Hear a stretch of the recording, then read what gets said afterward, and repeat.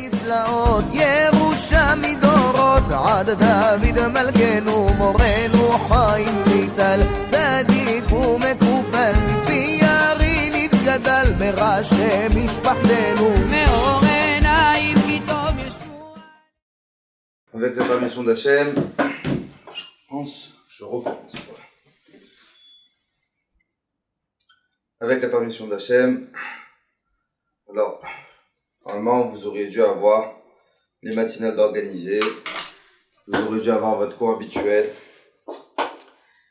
mais suite à la situation, vous avez les enfants à la maison, vous avez le ménage de Pessah à faire, il y a les courses avec cette panique, est-ce qu'il va y avoir à manger, est-ce qu'il va pas y avoir à manger.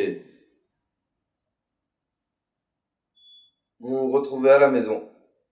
Et bien que, bon, la vérité, j'ai pas vraiment l'habitude de parler à une caméra. En général, je parle à du monde. Donc c'est une première pour moi de discuter face à une caméra sans qu'il y ait personne avec moi. Donc on va essayer de de retransmettre un petit peu, même si vous pouvez pas venir vers la Torah, alors la Torah elle vient vers vous. En tout cas, sachez que vous les femmes, on est de tout cœur avec vous. Parce que même si vous êtes à la maison avec les enfants, pour l'instant les maris, ils sont pas encore en confinement. Et ça, Bezrat Hashem, on espère qu'on n'arrivera pas à ce stade-là, parce qu'on aurait énormément de problèmes, de mal, de gérer notre frustration. Mais bon, qu'Akadosh Baruch Hu il fasse Bezrat Hashem, que cette maladie, ce virus, il passe facilement, sans Chas Shalom qu'on soit touché, et notamment le cours il est pour la Refoua Shlema de Rav Asher Massoud Ben Esther. Kadosh Baruch Hu il envoie une bonne santé à tous les malades qu'on connaît, Bezrat Hashem. Bon, alors on va pas faire un cours sur le coronavirus. Ça, on en parle, on en discute entre les infos, les nouvelles, quand on se voit, c'est le seul sujet de discussion. Donc, on va faire un petit cours. Quand je l'ai préparé ce cours parce que je l'ai préparé hier, j'ai vraiment trouvé ça magnifique et on va un petit peu partager et je pense que ça va nous changer notre perception du Shabbat. Alors, il faut savoir que dans les parachiotes, parce que bon, mis à part le coronavirus, il y a aussi des parachiotes, dans les parachiotes de ces semaines, je dis ces semaines au pluriel, parce qu'il faut savoir que les 5 dernières parachiotes du livre de Shemot, on sait qu'on a dans la Torah 5 Sfarim, on a Bereshit, Shemot, Ekra, Bamidbar, Dvarim, etc. Donc les 5 dernières parachiotes de Shemot, la Torah elle nous donne la mitzvah de construire le Mishkan, de construire le Beth Amikdash, de construire une demeure pour Akadosh Baruch. Et si on prend ces 5 parachiotes, on va les diviser en 2 groupes. Première parachiote, c'est Teruma et Tetzavé. C'est l'ordre qu'Hachem dit à Moshe Rabbeinu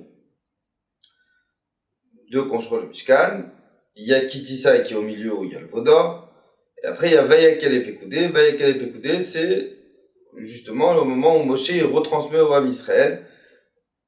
Donc la mitzvah de construire le Mishkan et le Beth Amikdash, etc. Maintenant, il y a une question qui se pose. Et donc notre paracha de cette semaine elle démarre, c'est la paracha de Vayakel, que Moshe il a réuni tout le monde. Et avant que Moshe il leur parle du Mishkan, il leur dit à Botaï, il faut respecter Shabbat. Pourquoi Moshe leur parle de Shabbat avant le Mishkan? C'est quoi le lien? Alors, réponse simple, c'est pour pas que le Ham Israël y pense que la Gdusha du Mishkan elle est plus importante que Shabbat. Et que vu qu'on doit construire le Mishkan, eh ben, on peut se permettre de travailler pendant Shabbat, etc. Donc Moshe dit, écoutez, avant que je vous donne l'ordre de construire le Mishkan, sachez que Shabbat, ça reste Shabbat. Ça veut dire, même s'il y a un Mishkan et ce que vous voulez, Shabbat, ça reste Shabbat et on ne transgresse pas Shabbat. Mais maintenant, le truc c'est que, c'est ça qu'on va essayer de comprendre pendant ce petit cours-là. Alors moi, je fais pas les cours de 5 minutes du Rav. Moi, j'arrive pas à transmettre de messages en 5 minutes. Ça va plutôt être un cours d'une vingtaine de minutes. Mais au moins, vous aurez trouvé le prétexte pour dire à votre mari, occupe-toi des gauches, je dois écouter le cours de Rabbi Yo. Voilà. Donc, je vous ai déjà donné 20 minutes de répit face à vos enfants. Moshe Rabbeinu, à Kadosh Baruch Hu, quand Hachem il donne l'ordre à Moshe Rabbeinu de construire le Mishkan, Hachem il va dire à Moshe, construis le Mishkan. Et après qu'Hachem il va ordonner à Moshe Rabbeinu de construire le Mishkan, là il va lui parler de Shabbat. Donc l'ordre d'Hachem, c'est d'abord le Mishkan, et après Shabbat. Quand Moshe Rabbeinu il retransmet cet ordre au Am Israël, il va d'abord leur parler de Shabbat, et après il va leur parler du Mishkan. Ça veut dire que Moshe Rabbeinu, de lui-même, il va changer l'ordre d'Hachem. Si dans les deux premières parachutes, Teruma et Tetzavé, quand Hachem il donne l'ordre à Moshe de construire le Mishkan, Hachem il parle d'abord du Mishkan et Hachem il parle après de Shabbat. Quand Moshe il va retransmettre cet ordre, Moshe Rabbeinu il va d'abord y avoir l'ordre du Shabbat, et après Moshe il va leur donner l'ordre du Mishkan. Et la question elle est, pourquoi Moshe Rabbeinu il va modifier ce qu'Akadosh Baruch Hu lui a demandé? Pourquoi Moshe Rabbeinu il va pas suivre l'ordre d'Hachem? Alors pour essayer de comprendre un petit peu ça, on va d'abord faire une introduction. Ce que je vais vous dire c'est un petit peu de la Kabbalah, mais on va essayer de le dire de manière le plus simple possible. Quand Akadosh Baruch Hu il a créé le monde, quand Akadosh Baruch Hu il a créé le Shabbat, Akadosh Baruch Hu il a envoyé une Gdusha spéciale au Shabbat. L'avantage de la Gdusha du Shabbat, c'est que c'est elle qui vient vers nous. C'est la Gdusha du Shabbat qui vient vers nous. Je fais pas d'effort pour aller vers le Shabbat, c'est le Shabbat qui vient à moi. Je sois en Eretz Israël ou que je sois en Chutz La'aretz, la Gdusha du Shabbat, elle vient à moi. Et Hachem, il a fait exprès de mettre un jour Kadosh dans la semaine pour pouvoir justement, à travers cette Gdusha, réveiller ma Neshama et que je m'approche d'Akadosh Baruch Hu.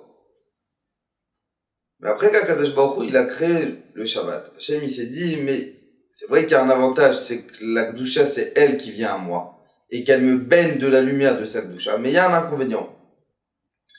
L'inconvénient, c'est que c'est une fois par semaine. Comment est-ce que je peux faire si une personne, elle veut atteindre la Gdusha du Shabbat? Comment, si je veux qu'une personne, elle s'emplit de Gdusha, pas une fois par semaine, comment elle fait pour s'emplir de Gdusha? Donc, Akadosh Baruch Hu, il a créé une deuxième Gdusha. Si la Gdusha du Shabbat, c'est une Gdusha dans le temps, il a créé ce qu'on appelle une Gdusha d'un endroit. Gdusha Tamakom. Akadosh Baruch Hu, il a dit, on va construire le Beth Amikdash. On va construire le Mishkan. Et à la différence du Shabbat, que c'est une fois par semaine, la Gdusha du Beth Amikdash et la Gdusha du Mishkan, quand ils sont, c'est une Gdusha qui est perpétuelle. Ça veut dire qu'il y a tout le temps la Gdusha là-bas. Mais l'inconvénient qu'il y a, c'est que c'est moi qui dois aller vers cette Gdusha. C'est-à-dire que le Shabbat, il a un avantage et il a un inconvénient. Le Beth Amikdash, le Mishkan, il a un avantage, il a un inconvénient. Pas que un est plus fort que l'autre, juste que chacun il a des avantages et des inconvénients. L'avantage du Shabbat, c'est que c'est lui qui vient à moi, et c'est pas moi qui a besoin d'aller vers lui. L'avantage. L'inconvénient, c'est que c'est une fois par semaine. L'avantage du Beth Amikdash, c'est que c'est tout le temps, mais l'inconvénient, c'est que c'est moi qui dois aller à lui. Maintenant, la question elle est, c'est quoi le mieux? C'est quoi le plus fort? C'est vrai que le Beth Amikdash, il a un avantage, que c'est tout le temps, mais il a l'inconvénient que c'est moi qui dois aller chez lui. Et le Shabbat, il a cet avantage que c'est lui qui vient à moi, c'est cette Gdusha qui vient à moi, mais c'est pas tout le temps. Alors la question elle est, c'est quoi le meilleur? Ils expliquent le Mefarshim, ils disent c'est pour ça que Moshe Rabbeinu il a devancé le Shabbat devant le Beth Amikdash, devant la construction du Mishkan. Pourquoi? Moshe il a voulu dire au Am Israël, il va y avoir un jour, ou comme on est maintenant, ça fait plus de 2000 ans et quelques, bientôt 3000. On n'a plus de Beth Amikdash. Moshe Rabbeinu, il veut leur dire au Bnei Israël, cette Gdusha qu'on peut atteindre dans le Beth Amikdash, mais je vais vous dire même encore plus que Moshe Rabbeinu, il leur dit. Il faut savoir qu'il y a un jour dans l'année, au moment où il y avait le Beth Amikdash, il y a un jour dans l'année, avec la personne la plus kadosh du monde, dans l'endroit le plus kadosh du monde. Et je vais vous détailler. Le jour de Kippour, c'est le jour le plus kadosh du monde. Par le Kohen Gadol, l'homme le plus kadosh du monde, dans le Kodesh HaKodashim, dans l'endroit le plus kadosh du monde. Moshe Rabbeinu, au moment où il nous donne l'ordre de construire le Mishkan, Moshe il nous dit, écoutez Rabotai, il va y avoir un jour où on n'aura plus l'opportunité d'avoir ces trois Gdushot réunis.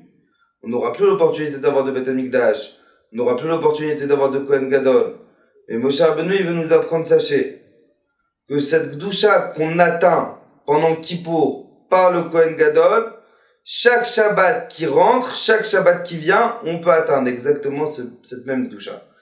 Pas que le Shabbat, il est plus important que le Beth Amikdash. Pas que le Beth Amikdash, il est plus important que le Shabbat. Mais justement, il va y avoir un jour où il y aura plus de Beth Amikdash.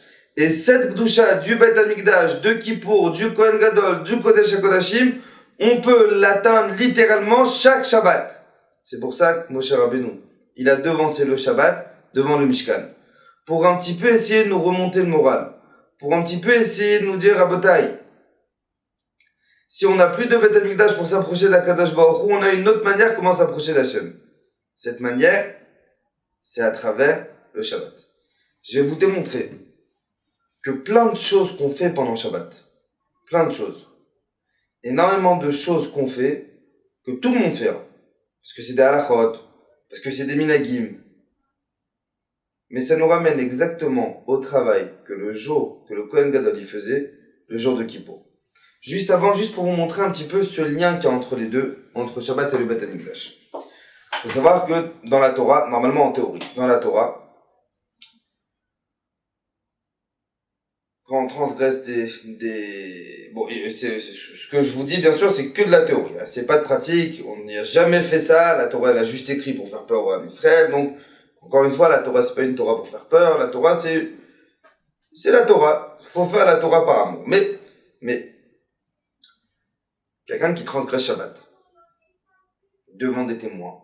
Alors, c'est écrit dans la Torah. Tu transgresses Shabbat, Chayav ce qu'il a. Il faut savoir que, encore une fois, c'est que de la théorie. La Gemara elle dit, il n'y a jamais eu ça en pratique. Et si, une fois tous les 70 ans, un tribunal, ils arrivaient à condamner à mort quelqu'un, alors c'est un tribunal sanguinaire, fallait le changer. Donc, je le répète, tout ce que je dis, c'est ça aussi le problème d'un cours qui est diffusé, c'est qu'il va partir et on ne peut pas savoir comment les gens ils vont l'interpréter ou quoi. Donc, je m'exprime bien. Tout ce que je vais dire maintenant, c'est uniquement de la théorie. Il n'y a jamais eu ça en pratique. Mais imaginons. Donc, faut savoir, donc je m'explique. On a dans la Torah 4 sentences. On va aller de la plus douce à la plus dure pour la personne. Il y a décapitation, strangulation, on le brûle, et la plus dure, la lapidation. Il faut savoir que la lapidation, c'est vraiment la mort la plus dure, et encore une fois, c'est des choses qui sont uniquement théoriques. Il n'y a jamais eu de sanction pareille, et même s'il y a eu, c'était vraiment très rare, et le tribunal y faisait par tous leurs moyens pour essayer d'empêcher ça, etc. Mais là maintenant on parle de théorie. Et justement pour essayer de trouver un point commun qu'il y a entre le Shabbat et le Beth Amikdash. Imaginons quelqu'un, vous le voyez pendant Shabbat. Alors on sait que pendant Shabbat, on a l'interdiction de trier. Et que au moment où on va manger un aliment, par exemple, je vais manger un poisson. Dans le poisson, il y a l'arête. Alors, j'ai pas le droit d'enlever l'arête, j'ai pas le droit d'enlever le mauvais et de consommer le bon. Non, il faut que je fasse l'inverse. J'enlève le bon et je laisse le mauvais. Donc, je mange la chair et je laisse l'arête dans l'assiette. Imaginons que je vois quelqu'un pendant Shabbat, il vient pour manger son poisson et il tire l'arête. Donc, encore une fois, tout ce que je vous parle, c'est uniquement théorique. Il va y avoir 2 témoins qui vont me dire, écoute, Tzadik, tu transgresses un interdit de la Torah. Tu vas être Chayav Mita. Et l'autre, il dit, je m'en fous. On va le prévenir une 2e fois. Maintenant, c'est qu'une arête. C'est pas, il a rien fait de mal. C'est que une arête. C'est pas big deal. Je m'en fous. Il va tirer son arête. On va l'amener au tribunal. Théoriquement, Chayav Mita. 2e cas. Il faut savoir qu'au temps où il y avait le Beth Amikdash, les Kohanim, ils avaient l'interdiction de travailler s'ils avaient consommé de l'alcool. La limite de leur consommation d'alcool, c'est un révit de vin. D'accord ? Un révit, c'est entre 8 centilitres et 15 centilitres. Et c'est infime. Ça veut dire que 15 centilitres de vin, ni ça saoule, ni ça met habat, ni ça... rien. C'est surtout pour quelqu'un, le Shabbat où il tape son kidouche, il boit le révit, il est pas saoul. Alors imaginons qu'il y a un Kohen, il va au Beth Amikdash après avoir consommé un révit de vin. On va te prévenir, on va dire tu peux pas travailler, tu peux pas le faire, fais attention. Il va travailler, lui aussi, Chayav Mita. Troisième cas de figure, Hashem Ishmor, Hashem Ishmor, Hashem Ishmor. Imaginons dans une synagogue, il va y avoir quelqu'un qui va rentrer dans la synagogue, il va prendre le Sefer Torah, il va jeter le Sefer Torah par terre. Exprès, on va le prévenir, on va le machin, il va prendre le Sefer Torah, il va jeter le Sefer Torah par terre, il va le piétiner, il va cracher dessus, il va le mépriser, on va le prévenir, on va le prévenir, on va le prévenir. Maintenant on parle du Sefer Torah. C'est quoi sa sentence? Rien, malcoute. Tu le frappes. Un Rav il pose une très belle question, il dit je comprends pas, il y a 2 poids 2 mesures. Sur une arête, qu'un bonhomme pendant Shabbat il va enlever une arête. Tu me dis Chayav ce qu'il a, tu me dis tu dois le tuer. Sur 15 centilitres de vin, qu'un Kohen il va boire, et qui va rentrer au Beth Amikdash pour travailler, tu me dis tu vas le tuer. Mais pour une personne qui va prendre le Sefer Torah, qui va mépriser le Sefer Torah, qui va faire honte au Sefer Torah, tu le frappes? Tu le tues pas? Elle est où la logique?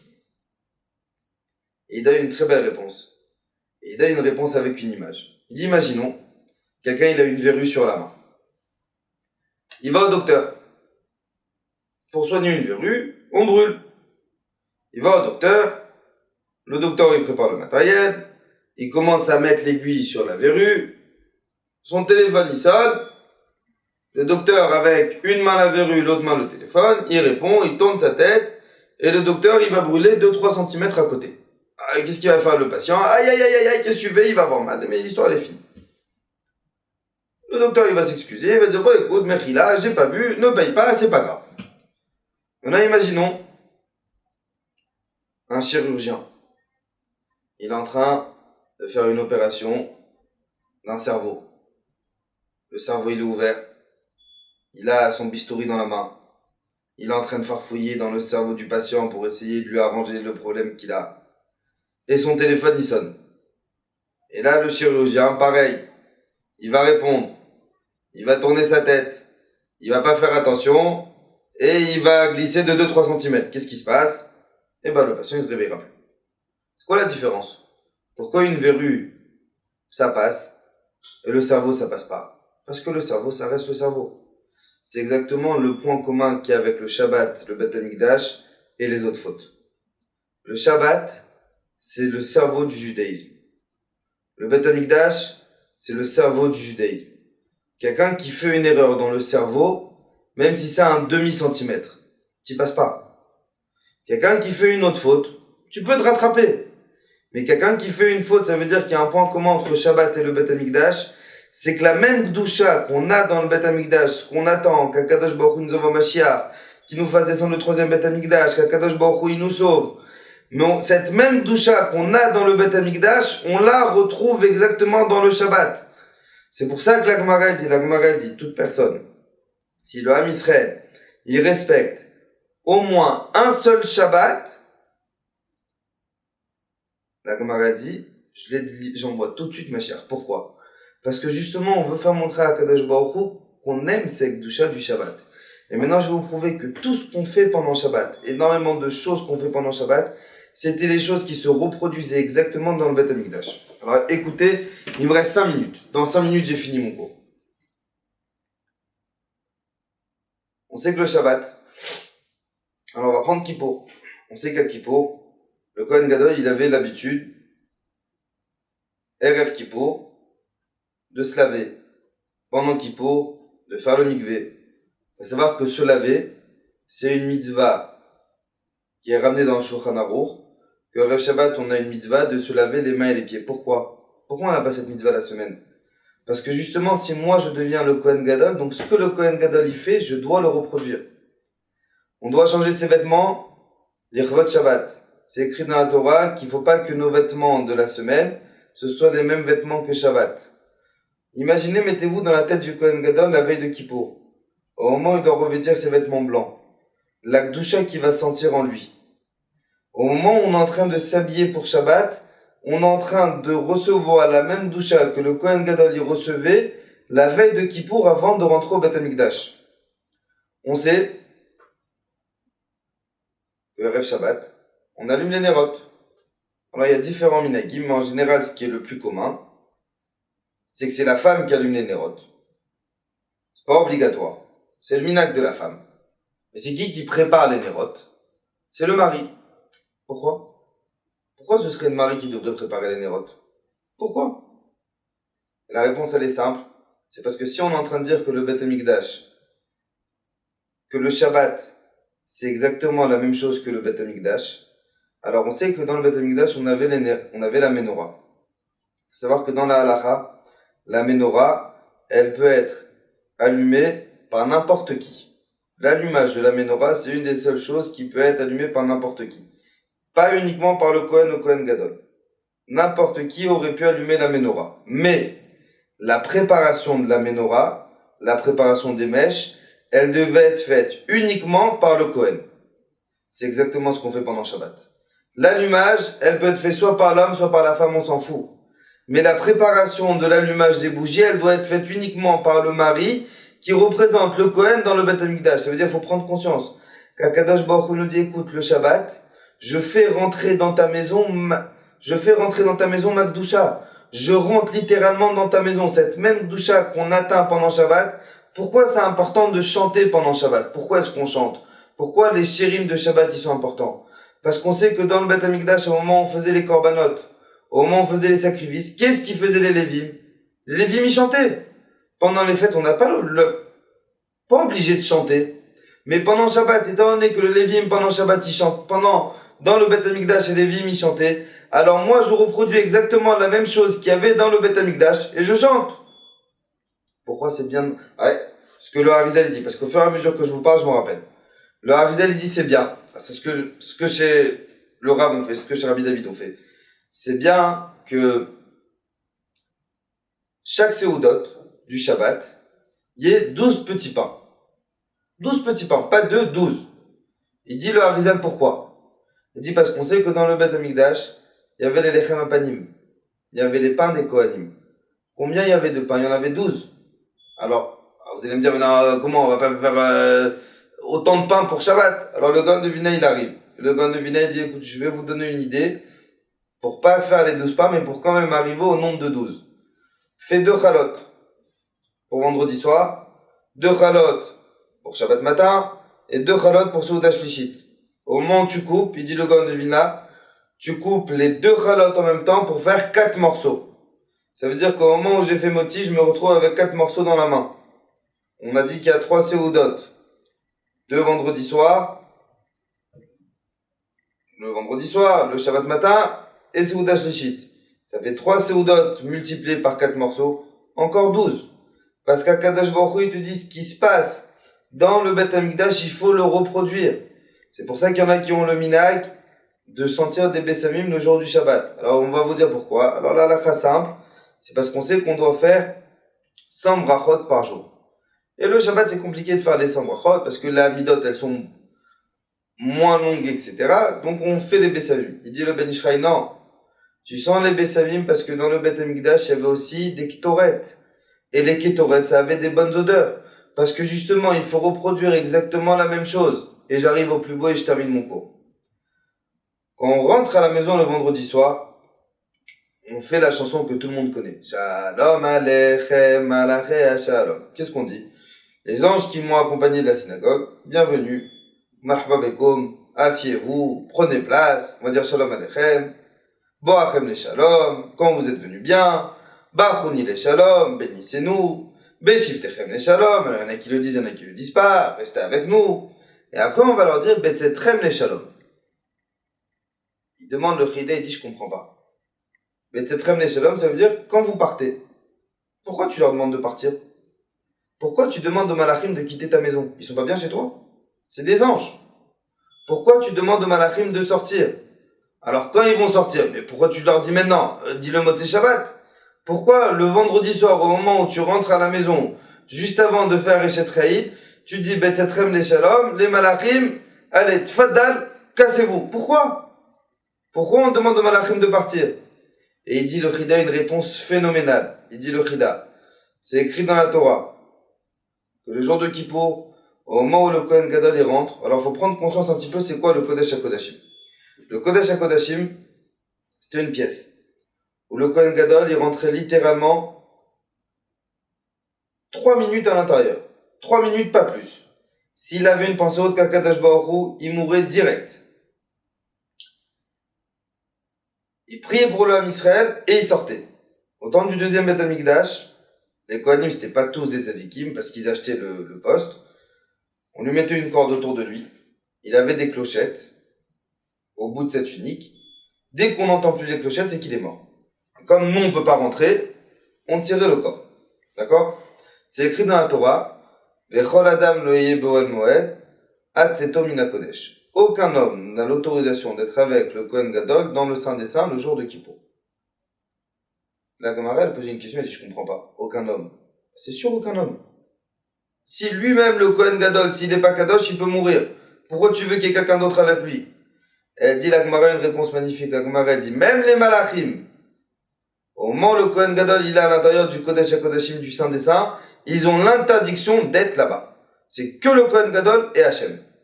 Dit le Chida, d'après ça, tu peux comprendre. Si le Shabbat, ça devient le Saint des Saints.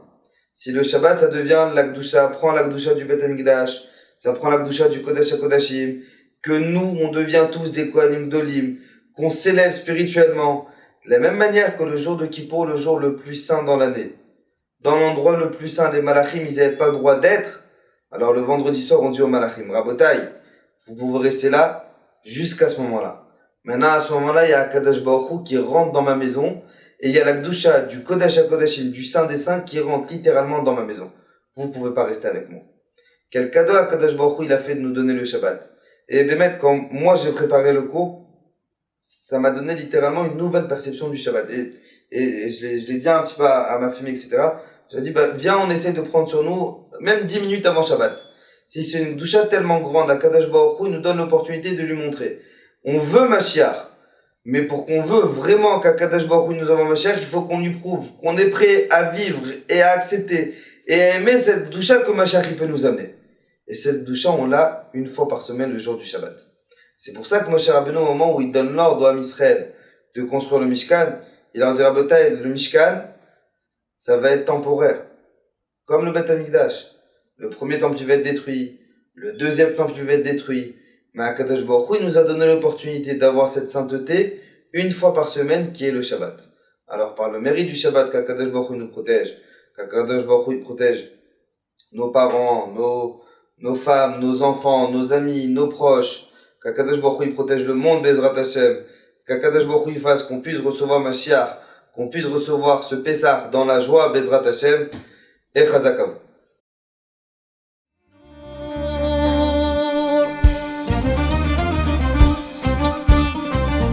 احنا جايين من كل مكان للصويرة زينة البلدان نزورو ونرجع فرحان كالضبيل وللهيل ولا حوض السلاح وطوم حيلة نضربو شوفارة